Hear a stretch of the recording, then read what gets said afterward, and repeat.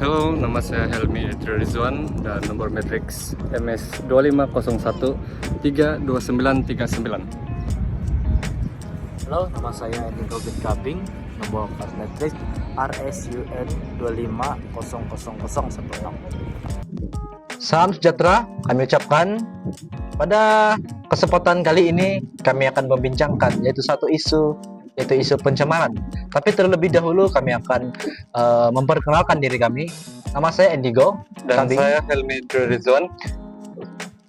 Oke, seterusnya isu pembuangan sampah yang berlebihan ini menyebabkan yaitu pantai ini boleh tercemar.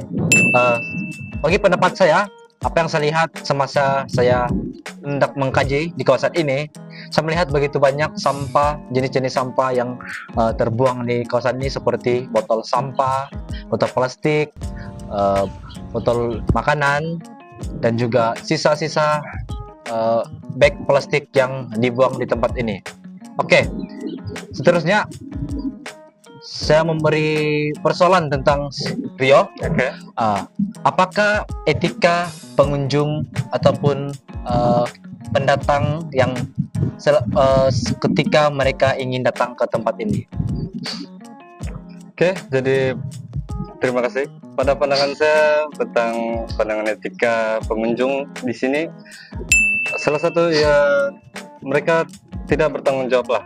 Mereka tidak bertanggung jawab dalam menjaga kebersihan pantai ini, di mana kita sendiri boleh lihat dengan mata kita sendiri di mana terdapat banyak tumpukan sampah, sisa-sisa makanan, sisa-sisa plastik yang berada di pantai ini, dan mereka tidak mengamalkan sikap tanggung jawab dalam diri mereka, sehingga mereka menganggap hal remeh dalam menjaga kebersihan ini. Dan inilah kesan daripada nilai etika yang mereka ada, menyebabkan pantai sekarang tercemar dengan sisa-sisa buangan plastik yang tidak terkawal. Jadi Digo, Ya, apakah yang Anda paham dalam contoh etika alam sekitar yang berkait dengan pencemaran di pantai ini? oke. Contoh aplikasi etika alam sekitar yaitu tidak membuang sampah di tempat seperti di kawasan pantai, di mana kita melihat terlalu banyak sampah, sisa-sisa sampah yang terdapat di kawasan ini, dan juga mengurangkan penggunaan plastik. Kita tahu bahwa plastik itu penting dalam kehidupan seharian kita, tetapi kita kena ingat bahwa jika kita menggunakan berlebihan bag plastik, itu akan menyebabkan suatu isu seperti begitu banyak sampah yang berada di tempat ini dan menjadikan ini kawasan yang tercemar. Oke, baik Digo. Seperti yang kita tahu SDG 13 itu memain peranan dalam perubahan iklim ini. Jadi pada pendapat Anda, apakah perubahan yang menyebabkan iklim ini berlaku melalui SDG 13 ini?